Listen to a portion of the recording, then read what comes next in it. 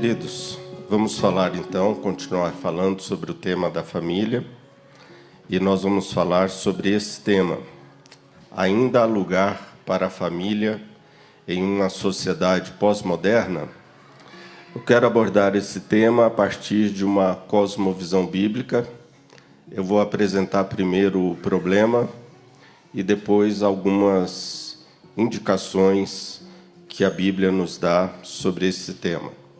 Eu vou usar o texto de 2 Timóteo, capítulo 3, versículos de 1 a 5. Imaginem vocês, esse texto foi escrito há mais de 2000 anos. Então vejam como um texto escrito há mais de 2000 anos, ele ainda fala à nossa sociedade, e é como se esse texto estivesse falando para a nossa sociedade hoje. Eu coloquei aqui na versão da Bíblia a mensagem. Eu acho que desconfigurou um pouco aí por causa do computador, mas não tem problema. 2 Timóteo 3.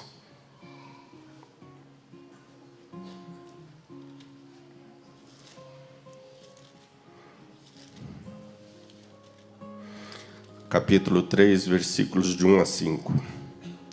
Vou ler ali na Bíblia a mensagem até onde nos dá aqui o texto. Não seja ingênuo. Tempos difíceis vêm por aí. À medida que o fim se aproxima, os homens vão se tornando egocêntricos.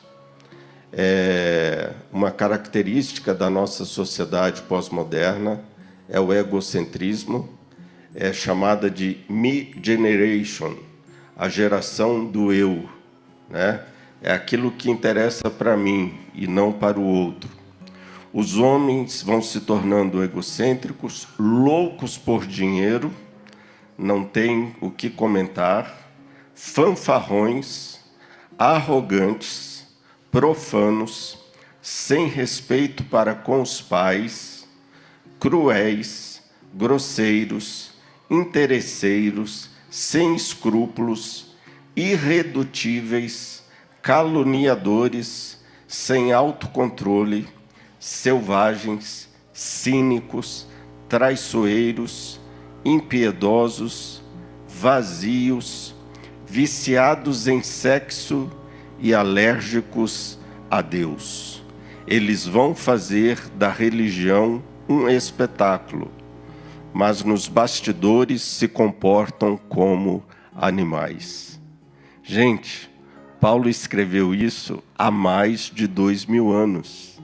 E parece que Paulo está escrevendo não para Timóteo, mas está escrevendo para nós. É uma descrição da nossa sociedade. É uma descrição do nosso mundo pós-moderno. Eu diria aqui para a família que as crianças de hoje... eu vou ler. Esse texto que eu li foi o texto do apóstolo Paulo. Agora, preste atenção nesse texto que eu vou ler. Imagine vocês de quem é. As crianças de hoje amam a luxúria. Elas são malcriadas, desafiam a autoridade, desrespeitam os mais velhos e adoram conversar durante os exercícios.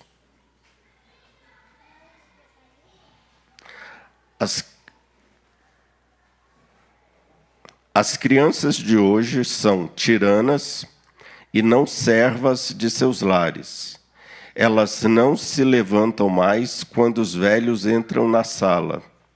Elas contradizem os pais, conversam diante das visitas, devoram gulodices à mesa, cruzam as pernas e tiranizam os seus mestres. Vejam, de quem que vocês acham que é esta frase? De qual data? Principalmente a primeira parte. As crianças de hoje amam a luxúria, são malcriados, desafiam a autoridade, desrespeitam os mais velhos. Esse texto vem de Sócrates. Sócrates viveu 470 anos antes de Cristo, portanto, Esse texto ele tem mais ou menos 2,5 milênios entre ele e nós. E é um texto que fala sobre o nosso tema, portanto, um texto muito atual. Um dos enciclopedistas, Denis Diderot, vejam o que ele fala sobre as crianças. Todas as crianças são essencialmente criminosas. É uma sorte para nós que os seus poderes físicos sejam ainda demais limitados, para que levem a cabo toda a destruição de que são capazes. Um dos enciclopedistas, Denis Diderot, aí no século XVIII, falando para nós sobre as crianças. Deixe-me, a partir disto, então, abordar a família pós-moderna. Gease Costa escreveu um livro, A Família Pós-Moderna, e nesse livro ele diz que a família pós-moderna se parece com qualquer coisa, menos com família. A consequência disso é uma sociedade frágil e desestruturada, resultando de indivíduos frágeis e desestruturados. A sociedade começou a adoecer à medida que a família também adoeceu. Vejam como a família é importante para a sociedade. A família está vivendo uma grande crise de identidade existencial, conforme a irmã Cássia acabou de falar aqui sobre o programa marxista, que acaba com a família. A família, que deveria ser agente na construção social, tem sido vítima. Quem deveria causar mais influência, no caso aqui a família, tem sido mais influenciada.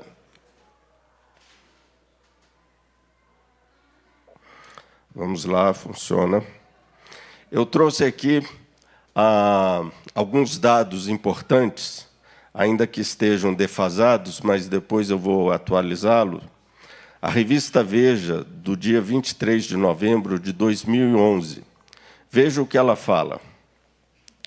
O Brasil da porta para dentro. Segundo o censo de 2010, as famílias brasileiras estão menores e há mais gente morando sozinha. Pela primeira vez, o IBGE incluiu na pesquisa de domicílios o número de casais gays e de filhos de outras uniões. Hoje, as casas abrigam, em média, apenas 3 pessoas. As mulheres são chefes de família e em 39% dos domicílios. Há 10 anos, esse percentual era de 27%. Em 8% das moradias, há crianças que são filhos de apenas um dos cônjuges. Quase 7 milhões de imóveis, ou 12% do total, são habitados por uma única pessoa. Há 10 anos, esse percentual era de 9%. Casais gays ocupam 60 mil residências, ou seja, 0,1% da população. A porcentagem de uniões consensuais, os casamentos informais, subiu de 29% para 36%.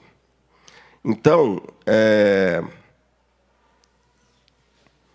nós vemos como que a família tem se degenerado ao longo do tempo. Veja essa estatística aqui de 2007. Eu vou atualizar. O número de divórcios cresceu 53% entre 1995 e 2005. Nesse período, o aumento da população foi apenas de 14%. As uniões consensuais, em que o casal mora junto, sem se casar no papel, aumentaram 90% entre 91 e 2000. 6% dos domicílios brasileiros são ocupados pelo que o IBGE chama de novos arranjos familiares, como casais homossexuais. 15% dos casais não têm filhos. Há 50 anos eram apenas 5%, e os casais estão tendo cada vez menos filhos.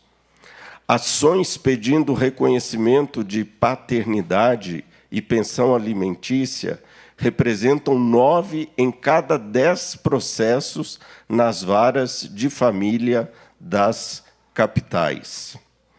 Então, nos Estados Unidos, só para vocês terem uma ideia, os divórcios têm afetado anualmente 1 milhão de filhos. Vejam, 1 milhão de filhos de pais divorciados.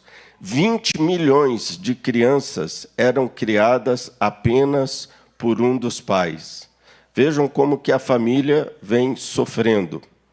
Aqui eu atualizo os dados dos divórcios na pandemia. Vocês têm ouvido na televisão e pelos órgãos da mídia como que o número de divórcios tem crescido. De acordo com dados do Colégio Notarial do Brasil, divulgados pelo jornal O Tempo, de janeiro a junho de 2021, foram 37.083 divórcios, um aumento de 24% em relação ao primeiro semestre do ano passado, com o início da pandemia da Covid-19. São mais de 70 mil filhos com pais separados. Irmãos, essa é uma realidade que está atingindo também a Igreja do Senhor Jesus. Nós nunca vimos tantos divórcios dentro da igreja como agora nesse tempo de pandemia. Parece-me que as pessoas deixaram de ter condições de viverem juntas. Deixe-me aprofundar um pouco mais sobre essas constatações. O Alvin Toffler, vocês devem conhecê-lo do seu famoso livro A Terceira Onda, mas Alvin Toffler foi um escritor futurista norte-americano, com doutorado em letras, leis e ciência. Em 1970, observem bem, 1970, talvez alguns aqui ainda nem tinham nascido, quando ele escreveu esse livro, O Choque do Futuro. Agora vejam o que ele diz nesse livro.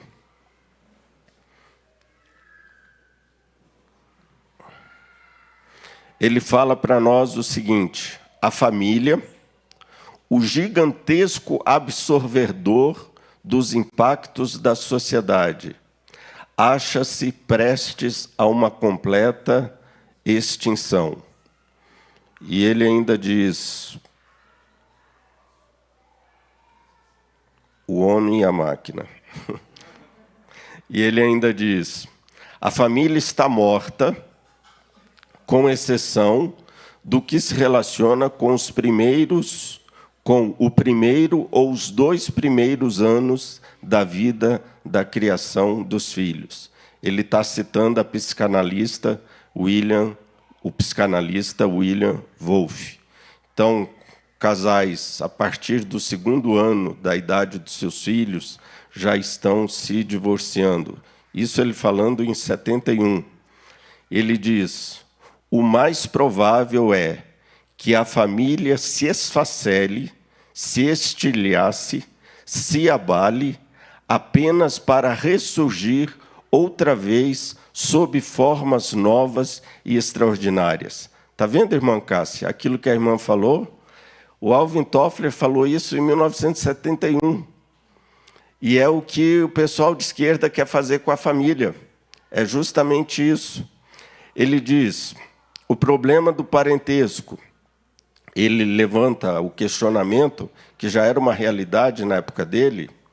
Quando uma mulher procria no seu útero um embrião concebido no útero de outra mulher, quem é a mãe? E quem, a rigor, é o pai? São coisas da modernidade e agora também da pós-modernidade. Hoje, se um casal pode comprar um embrião, então a filiação do parentesco torna-se um assunto legal e não biológico. Pensar na família, portanto, em termos puramente convencionais, é desafiar todos os níveis da razão, diz Alvin Toffler. São coisas da modernidade e também da pós-modernidade. Agora, deixe-me citar um autor da nossa época, do nosso tempo, que tem escrito muito sobre este assunto, né? Sobre o homem na pós-modernidade. É um filósofo francês, Gilles Lipovetsky. Ele é professor de filosofia da Universidade de Grenoble e é um teórico da hipermodernidade. Ele não chama pós-modernidade, ele chama de hipermodernidade. Veja o que ele fala sobre a família. Ele está falando agora, nos nossos dias. Nesse livro dele, A Sociedade Pós-Moralista. Olha, eu recomendo vocês lerem esse livro, principalmente quem tem filhos. Chama-se A Sociedade Pós-Moralista. Hoje nós vivemos no pós, né, irmãos? É a sociedade pós-cristã, pós-industrial, pós-moral, sociedade pós-cristã, como diz o Tim Keller, é a sociedade pós-tudo. Ele, então, nos fala, na era dos bancos de esperma, dos embriões congelados, da inseminação artificial e da fecundação in vitro, que elementos da família tradicional ainda perduram? Que coisa! E ele ainda continua dizendo para nós, mediante as novas técnicas de reprodução, a procriação de um filho sem pai, a maternidade sem relações sexuais passaram a ser realidades concretas. Então vejam que é um escritor, um filósofo francês, que não é cristão, falando sobre isso. E ele diz, assim não é o ressurgimento da ordem familiar que presenciamos, mas a dissolução pós-moralista desta mesma ordem.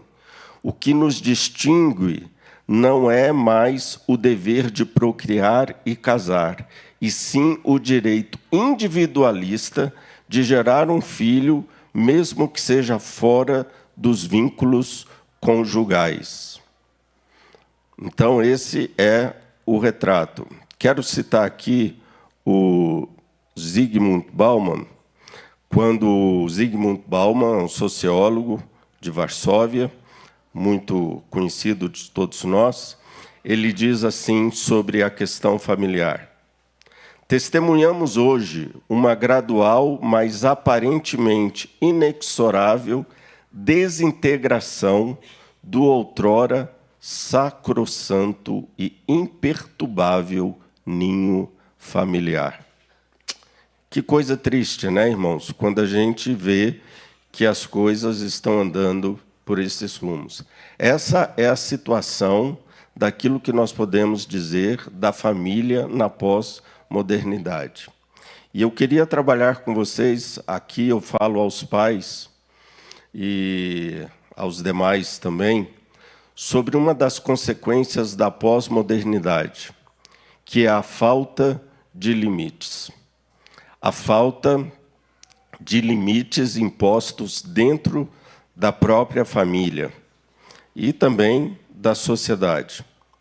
Eu vi essa frase na internet, eu gostei muito, e ela diz, liberdade sem limites não é benefício, é uma concessão para o caos, aonde os pais têm deixado de exercer a sua função de pai e mãe. Nós não fomos criados, irmãos, para vivermos sem limites. Nós fomos criados para vivermos dentro de limites, né? Não fomos criados para sermos livres. O valor mais largamente partilhado da modernidade é o da liberdade.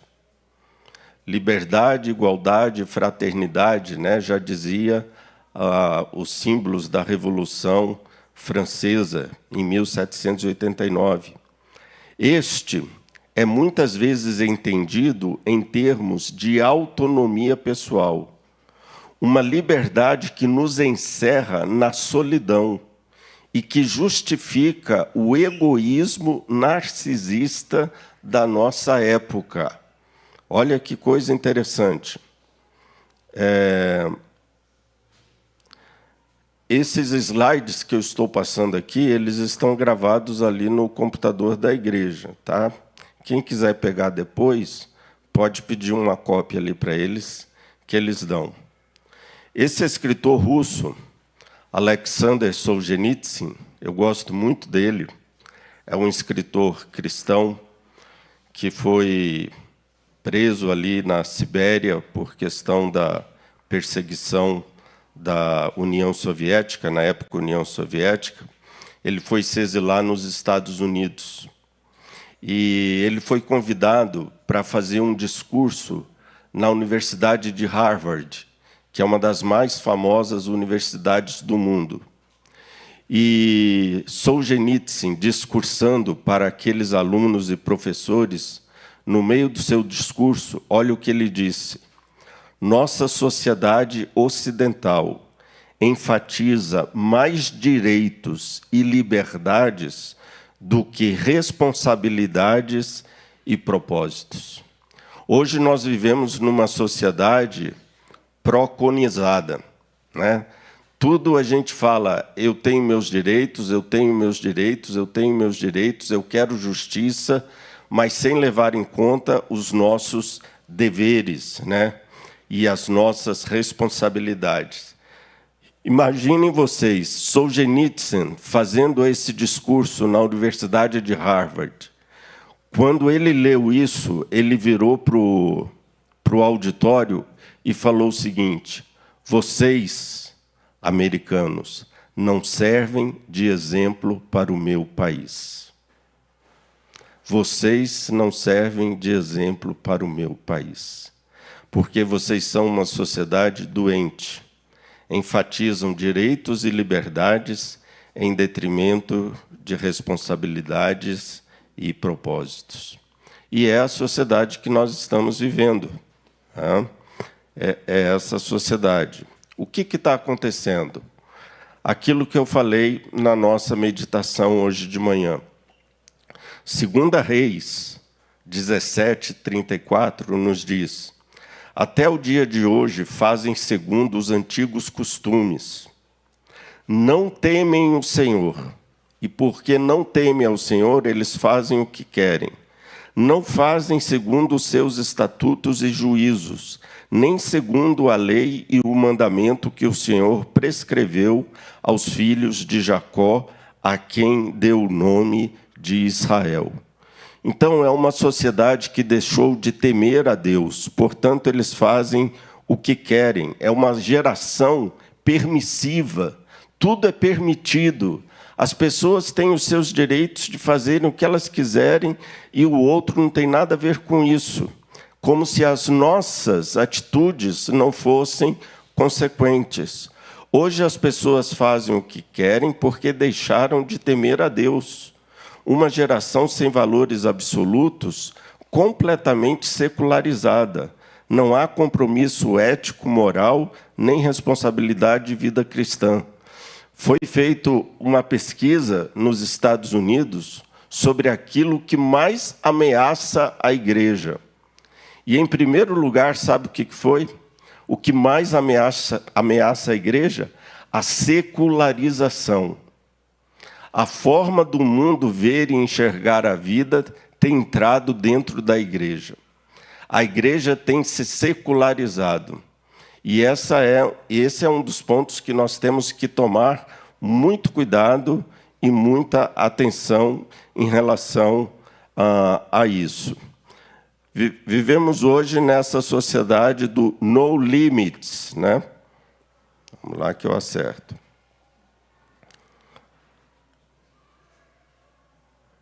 Sociedade do no limits, ou seja, onde tudo é permitido, tudo pode e não há limite para nada. É a sociedade que eu e você somos convidados a termos uma família decente, pai, mãe, filhos. Vivemos hoje em um mundo sem limites. Não há limites para roubar, para enganar, para ludibriar, para fraudar, para mentir, para viver como se quer. É a sociedade que nós estamos vivendo. A noção de liberdade no mundo secular está relacionada à vida que não está presa a nenhuma lei moral. Ou seja, se o seu coração manda, faça. Nós estamos na sociedade do é proibido proibir, não se reprima. É a sociedade que nós estamos inseridos. Então, nesse nosso mundo, qualquer discurso de poder, e aqui por detrás disso tem um filósofo francês chamado Michel Foucault, qualquer discurso de poder e dominação é rejeitado, tido como politicamente incorreto. Por exemplo, eu falar aqui do púlpito acerca de inferno, de morte eterna, de penas eternas, isso é politicamente incorreto. Eu falar que toda criancinha é má por natureza, isso é politicamente incorreto. Eu falar que eu não posso fazer um casamento homossexual, isso é politicamente incorreto. Ou qualquer outra coisa parecida com isso, vivemos no mundo hoje do politicamente incorreto. Qualquer discurso ou palavra que evoque poder ou hierarquia é maldito, fadado à fogueira da Inquisição pós-moderna. Deixe-me abrir um parênteses aqui. Que evoque poder ou hierarquia. Uma das características da pós-modernidade é o desencanto com as... me fugiu a palavra. É o desencanto com as instituições, quer seja a instituição familiar, a instituição da igreja, a instituição política, a instituição policial. É um desencanto com as instituições.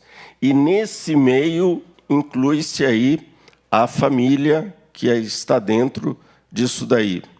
Os filhos tratam hoje os pais como colegas, parceiros, velhos, velhas, caretas, um outro qualquer, menos como alguém a quem deve se submeter e obedecer. Pois os pais hoje são educados pelos educadores pós-modernos a não imporem limites aos filhos, e os filhos, por sua vez, a não se submeterem a nenhuma autoridade ou imposição de poder. Veja, irmãos, onde que a gente vai parar? Aonde a gente vai parar? Por isso que a sociedade está doente. Por isso que a sociedade está do jeito que está. Os papéis estão invertidos. Não é o pai ou a mãe que dá sermão no filho, é o filho que dá sermão no pai e na mãe. Quem dita as regras são os filhos e não os pais. O horário de chegar em casa é definido pelos filhos. Os relacionamentos são definidos pelos filhos. A vida que se deve viver é definida pelos filhos. Até que horas eu posso jogar, ficar lá no videogame? É o filho que decide.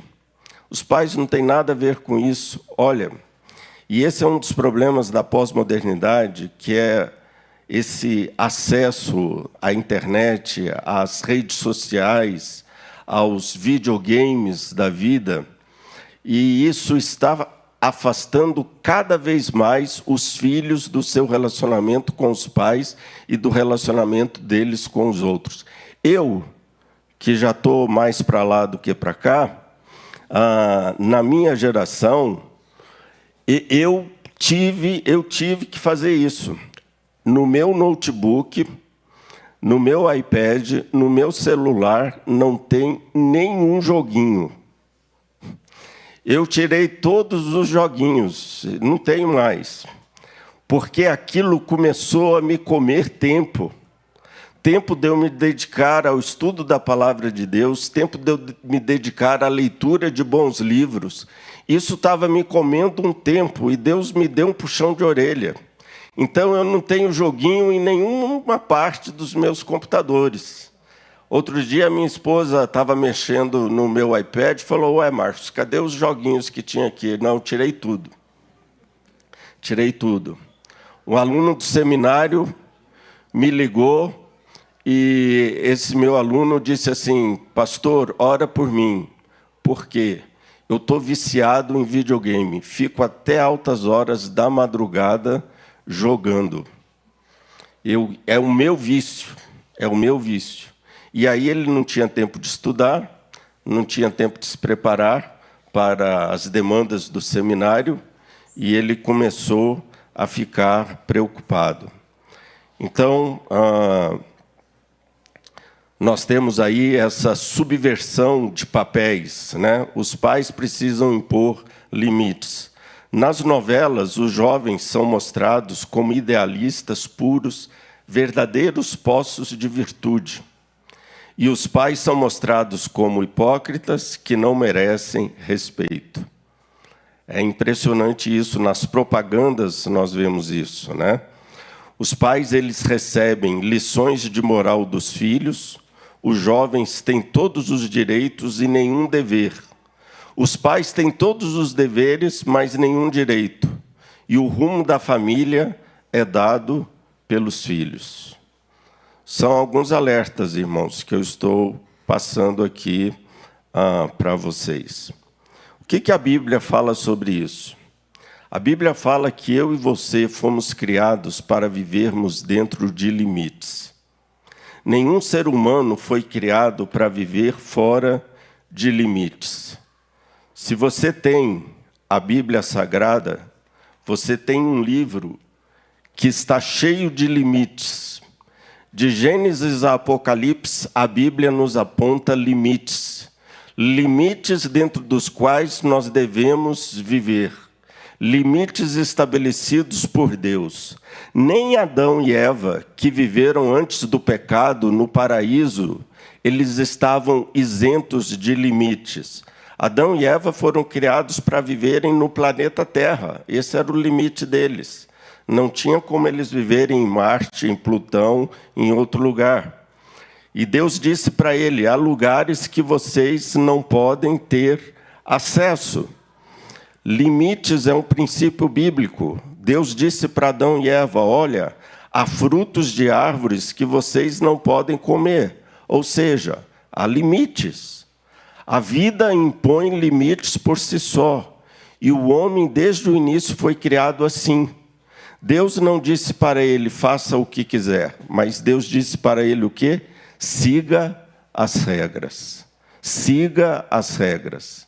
Aqui estão, irmãos, as nossas regras. Para nós e para os nossos filhos. Sigam as regras. Cito aqui sobre isso um filósofo do nosso tempo, muito conhecido hoje na televisão, o Luiz Felipe Pondé, nesse livro que ele escreveu, Contra um Mundo Melhor, Ensaios do Afeto. Olha o que ele diz sobre as famílias. As famílias padecem com as escolhas livres. Olha que ele nem é cristão. Contrariamente ao que afirmam os idiotas do progresso social, pessoal da esquerda. Famílias não vivem bem com a liberdade de escolha. Normalmente, a liberdade de escolha é mortal. Nós não temos escolha, irmãos. Ou vivemos dentro dessas regras e vamos ser abençoados, ou vivemos sem essas regras e vamos estar em maus lençóis. Êxodo 20:20 diz que o homem perde os seus limites a partir do momento que ele deixa de temer a Deus. Respondeu Moisés ao povo: não temais, Deus veio para vos provar, e para que o seu temor esteja diante de vós, a fim de que não pequeis. Ou seja, quando não há temor de Deus, o povo peca. Pecamos sem sentir e sem saber, pois deixamos de temer a Deus. Como diria Dostoiévski, se Deus não existe, eu posso fazer o que eu quiser, mas Deus existe. Pais e mães que aqui estão, para o ser humano, limites é uma necessidade. Nós não temos maturidade suficiente para vivermos sem eles. Dostoiévski, Fyodor Dostoiévski, ele diz sobre isso no seu livro Os Irmãos Karamazov. Ele diz o seguinte, aqui eu digo, estou plagiando ele, tá bom? Mas por que você, pai e mãe, pega na mão de um filho de 5 ou 4 anos e fala assim, meu filho, segura na mão do papai para atravessar a rua. Segura na mão do papai que eu vou te conduzir. Por que um filhinho de 4 anos tem que segurar na mão do pai e da mãe? Porque ele não tem maturidade o suficiente para andar na forma correta por si só. Ele tem que ter alguém para guiá-lo. Ou seja, ele é imaturo. A imaturidade nos leva à dependência.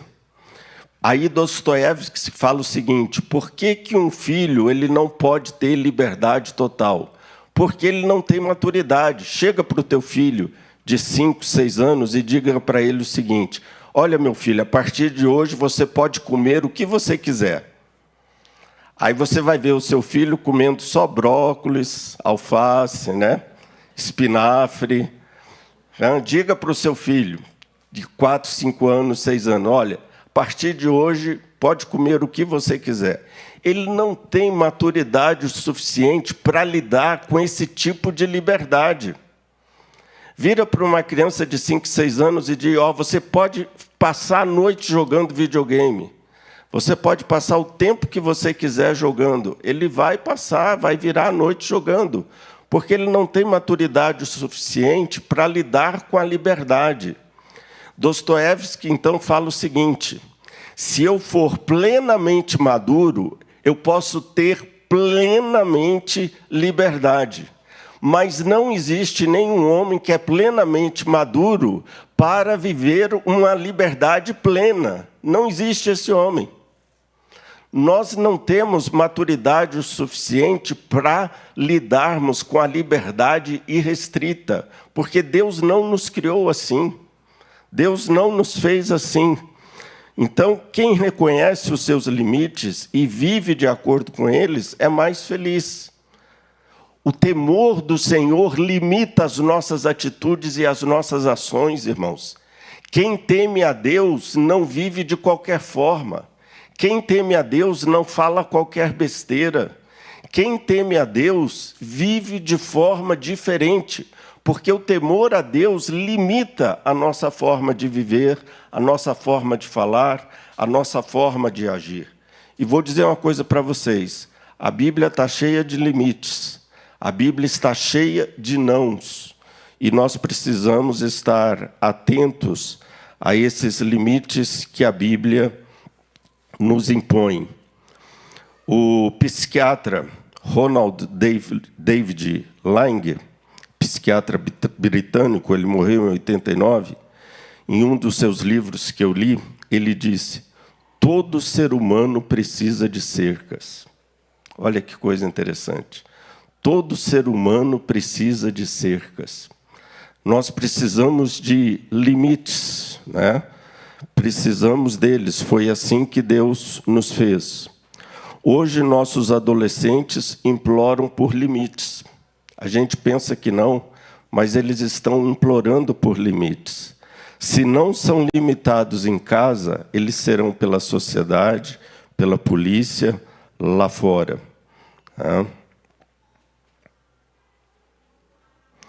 Já estou indo aqui para o fim.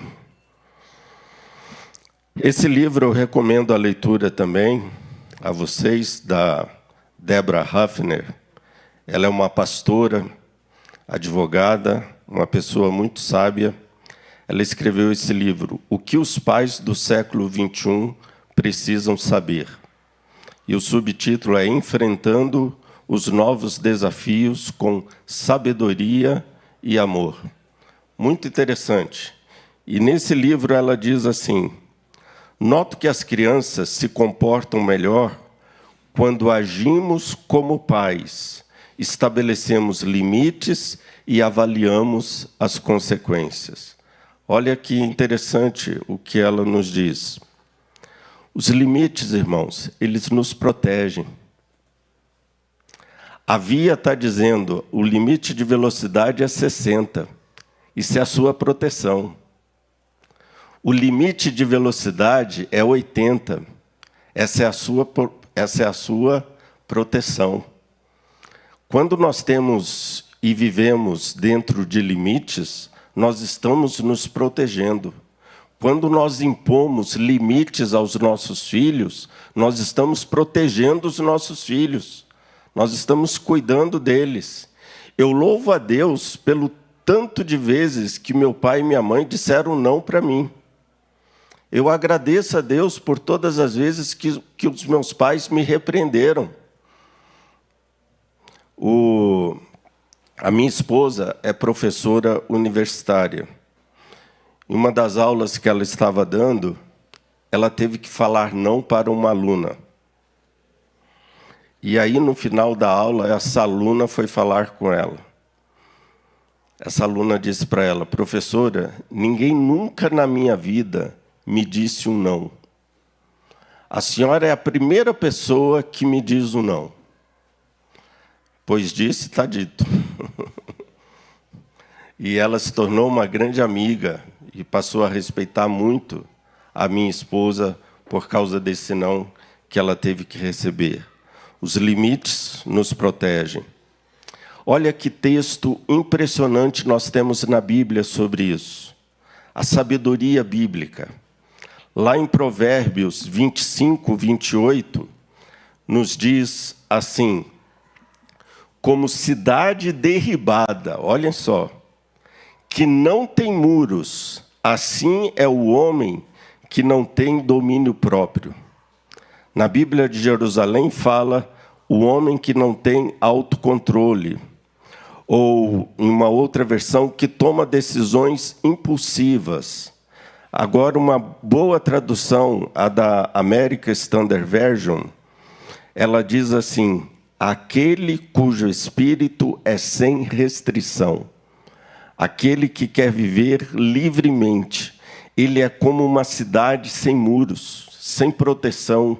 Vejam como os limites nos protegem. Pais, termino aqui com o texto de Efésios 5:6. Efésios 5, sujeição dos pais a Deus e um ao outro. Expressão de amor e de carinho. Se submeter ao outro não é questão de autoridade imposta, mas é prova de amor e de maturidade. A esposa que tem um marido que a ama vai ser submissa a ele. Ser submisso a quem não se ama, isso é coerção, isso é ditadura, isso é opressão.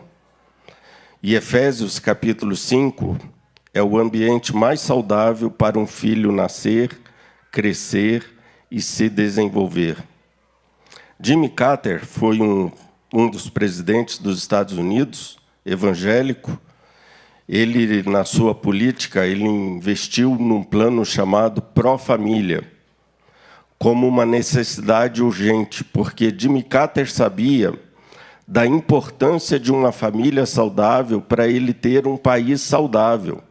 E sabe quem que o criticou por causa disso? O Alvin Toffler.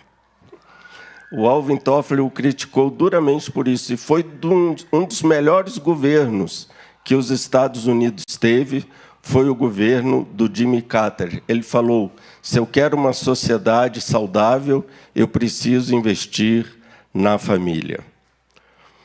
Não entregue o seu filho ao Estado.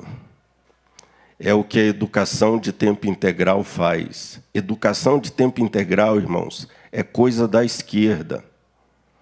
Eles querem tirar os filhos dos pais, que já passam pouquíssimo tempo com os pais, numa situação normal, para que eles passem menos tempo ainda com os pais. A educação por detrás, imaginem vocês, por detrás da educação de tempo integral, não se façam de ignorantes. Existe uma ideologia. Existe uma ideologia. E que ideologia é essa? Uma ideologia de esquerda, né? Os intelectuais seculares, desde Platão, Rousseau, Skinner, até Hillary Clinton, se encantam com a ideia de pôr a criança diretamente aos cuidados do Estado e não da família. Isso a Nancy Pearson, né, falando no seu livro Verdade Absoluta. Ela é cristã, uma schaefferiana. Todo esquema utópico que busque lançar a família na lata do lixo da história estará trabalhando contra a própria natureza humana. Olha que coisa interessante ela fala. Não entregue o seu filho ao Estado. Esse livro é um livro que eu também recomendo a leitura. Viu, irmão Cássia? A irmã estava falando de um bom livro. Esse livro é Quem Controla a Escola Governa o Mundo. Olha que interessante.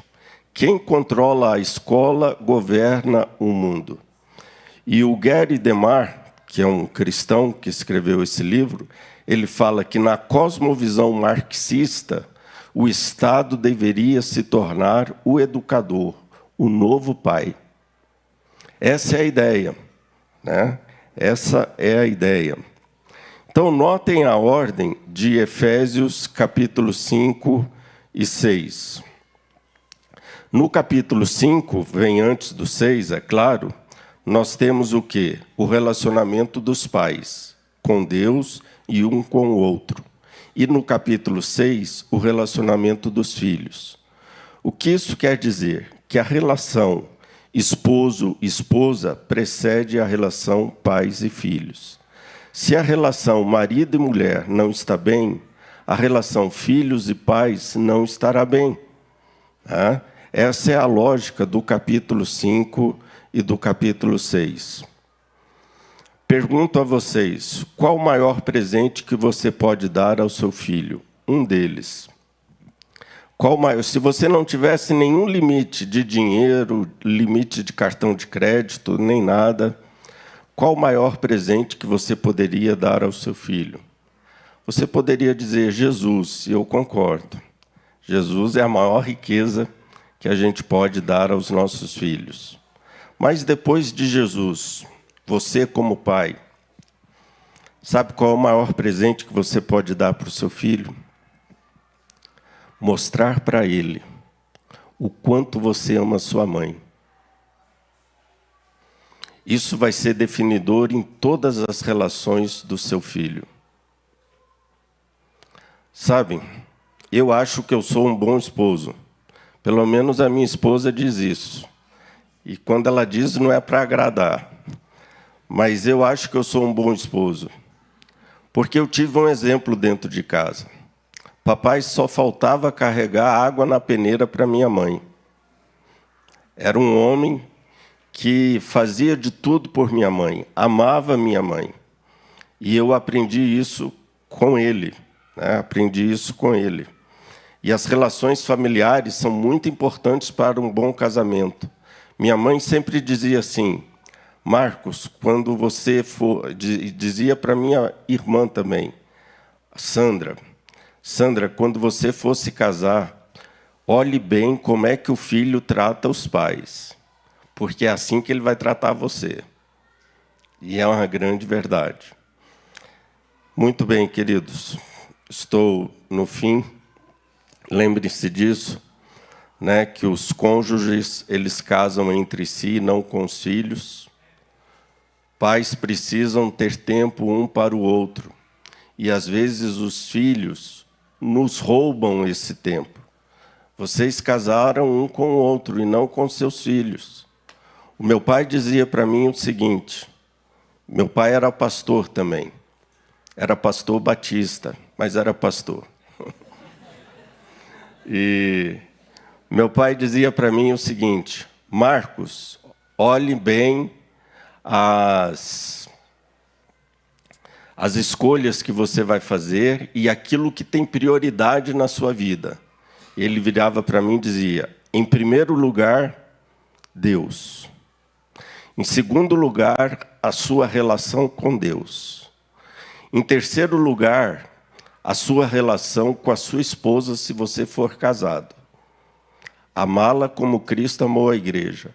Em quarto lugar, você ter um bom trabalho para sustentar a sua família, os seus filhos e a sua esposa. E em quinto e último lugar, a igreja.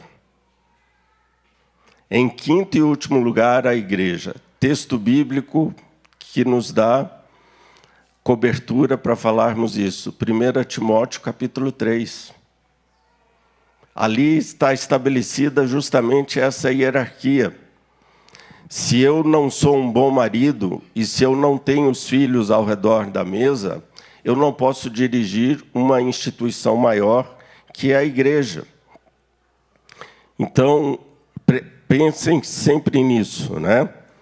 Que a submissão dos filhos aos pais depende da sujeição dos pais a Cristo e um ao outro. Honrar pai e mãe é um limite absoluto, mas obedecer e honrar pai e mãe, lembrem-se, é uma questão de amor. É uma questão de amor. Nós não obedecemos a quem nós não amamos. Nós não ouvimos a quem nós não amamos. Você é mais convincente quando você não é rude. Por isso que Jesus atraía multidões com as suas mensagens. Eu tive um professor, ele era alto, e ele contava para a gente que um dia o filho dele estava na sala, eles estavam conversando, aí o filho dele subiu em cima do sofá, ficou maior do que o pai, que já era alto, e o filho virou para o pai e falou assim: papai, o que o senhor vai fazer para eu te obedecer quando eu for assim, maior do que o senhor? Aí o pai pensou e falou assim para ele: meu filho, enquanto você me amar, você vai me obedecer. Aqueles que me amam guardam os meus mandamentos, nos diz o apóstolo João. Aqueles que me amam guardam os meus mandamentos. Obediência tem a ver com amor. Eu vou pular isso daqui. Já falei. Quero terminar só chamando a atenção para esse pedagogo antigo do século XVIII, meados do século XIX, Friedrich Frobel. Ele diz: a educação é amor e modelo, nada mais. Educação é amor e modelo, nada mais. Ele foi um pedagogo protestante alemão. Para quem não sabe, ele foi o fundador dos jardins de infância. Ele que foi quem criou o jardim de infância. Ele dizia que a escola deveria ser um grande jardim e que as flores seriam as crianças e o professor seria o jardineiro. E ele foi o primeiro a implantar dentro do jardim da infância o lúdico, que a criança aprende com o lúdico, com a brincadeira, com aquilo que dá prazer, com aquilo que traz alegria. O jardim de infância teria de ser esse espaço. E ele dizia: a educação é amor e modelo, nada mais. Ame e seja um modelo para os seus filhos. E a minha última imagem aqui é uma palavra que eu deixo aos pais. Nossa sociedade perdeu seus paradigmas. Cada um é dono de si mesmo. Não há exemplos a seguir. Essa é a doença do pós-modernismo. Então, um alerta aos pais: sejam exemplos, referenciais para os seus filhos. É isso que eles precisam. Preguem a Cristo com as suas vidas. Ame os seus filhos. Seja um modelo de Cristo para eles. Que Deus abençoe vocês, abençoe suas famílias. E como eu disse, que sejam famílias benditas do Senhor.